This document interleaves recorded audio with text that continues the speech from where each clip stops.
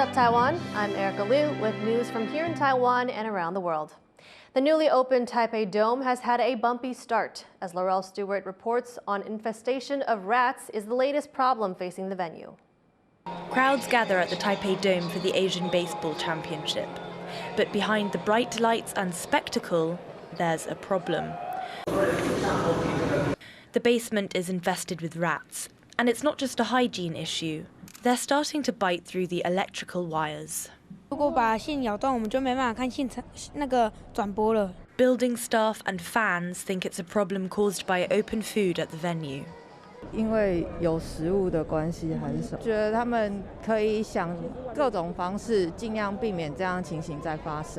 But some fans say the city government and the contractor, Far Glory Group, need to step up to fix the issue.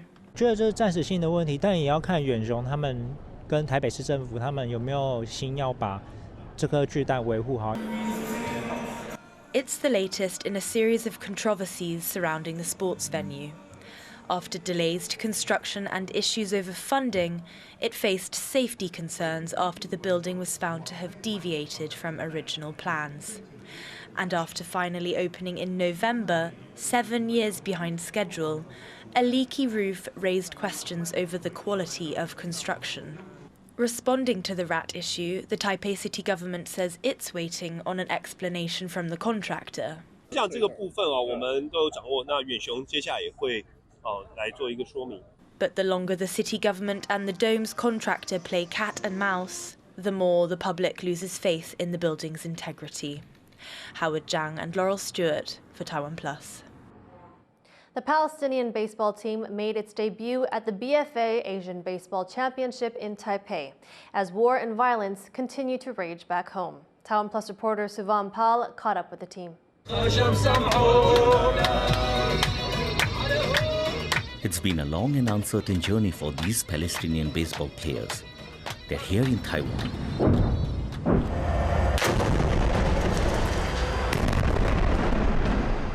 Despite their homes in Gaza being under attack. They say participating in the Asian Baseball Championship has been a way to help deal with the loss and despair of the Israel-Hamas war back home. Our brothers and sisters are dying, so it's hard to play. We have fun, but in the back of our mind, we stop. We say, hold up. There's bigger problems in the world. This is a blessing to be able to represent Palestine in our country. The Palestinian team entered the international baseball arena earlier this year. But the war in Gaza meant many players couldn't make it to this tournament.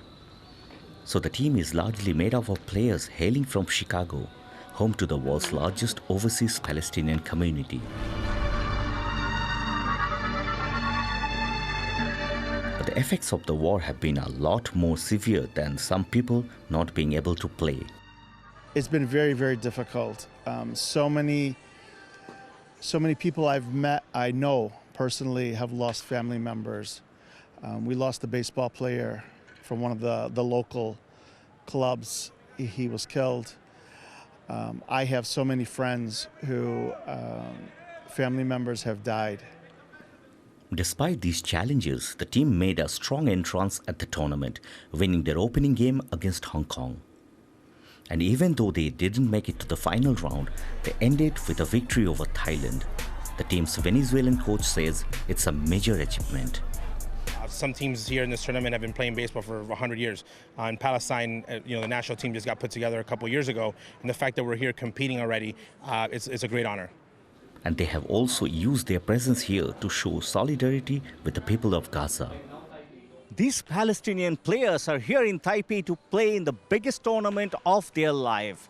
For them, the sports is not only a passion, but it's also a platform where they can showcase their patriotism. The team carried Palestinian flags and wore keffiyeh, a symbol of Palestinian nationalism, not only to support those under siege back home, but also to win the hearts of more people in Taiwan. As the war in Gaza rages on, these baseball players are showing that hope for the future and their homeland lives on. Dolphin Chen, Suing Ling, and Shubham Pal for TaiwanPlus. Team Taiwan has taken the top spot at this year's International Junior Science Olympiad. 6 junior high school students represented the country at the event in Bangkok, testing in subjects like biology, chemistry, and physics. All of them won individual gold medals, with Yan Ziqiao getting the top score in the entire competition. This is the 12th time Taiwan has topped the Olympiad in the past 20 years. Taiwan's Education Ministry says the 6 students will get recommendation letters for school applications, plus a $6,000 scholarship. Hong Kong artists are finding their space for expression restricted back home. To help them find their voices again, an exhibition in Taipei is displaying their works. Louise Watt went to take a look. For 36-year-old Hong Konger Erika Liu, this exhibition in a church in Taipei is a way to keep his city's spirit alive. Now based in Tokyo, Liu founded the advocacy group that's showing these artworks that convey Hong Kongers' feelings and their fears. The Hong Kong government is essentially trying to remove the voice of Hong Kong people. And we want to encourage artists, writers, and independent creative professionals to keep voicing their support for Hong Kong. The exhibition includes winners of the first Hong Kong Liberty Art Prize, set up by Li's organisation to counter what it says are restrictions on artistic freedoms back home. The winner?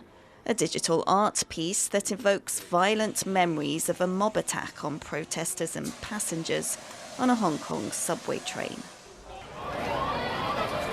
Many artists fled Hong Kong after Beijing imposed a national security law that makes it easier to crack down on dissent.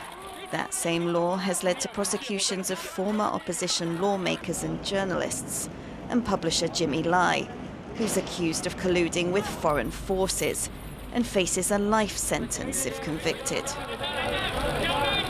And he's a key part of this exhibition in Taipei. The young Hong Konger who sculpted this work doesn't want to appear on camera because she worries what could happen to her family back home if she's revealed as an artist activist.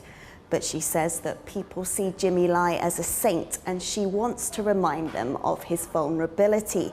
So with this work, they see his human side and remember his pain and suffering. The exhibition is moving visitors, both Hong Kongers and foreigners. Hong Kongers, we know everything is gone, and I hope one day we can rebuild it. So we have to let people from the Western world know we are not defeated by the Communist Party.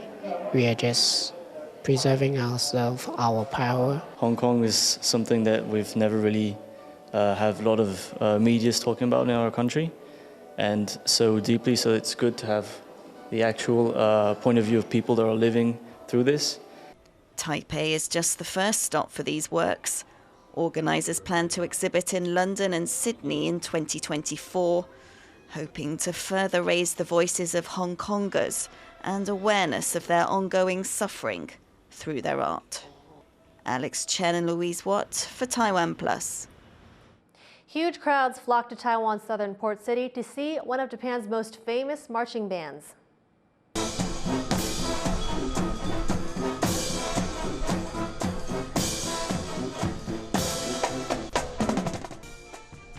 Kyoto Tachibana Senior High School's Orange Devils are in Taiwan for a week of performances. 85,000 people were there for their first show in Kaohsiung. The Devils will also hit Taipei and New Taipei on their tour. The group shot to fame in Taiwan after performing in National Day celebrations last year. Thank you for watching What's Up Taiwan. You can visit the TaiwanPlus website or follow our social media for more stories from Taiwan and around the world. Before we go, check out these skaters competing in a marathon in Havana, Cuba. I'm Erika Liu. Take care and see you next time.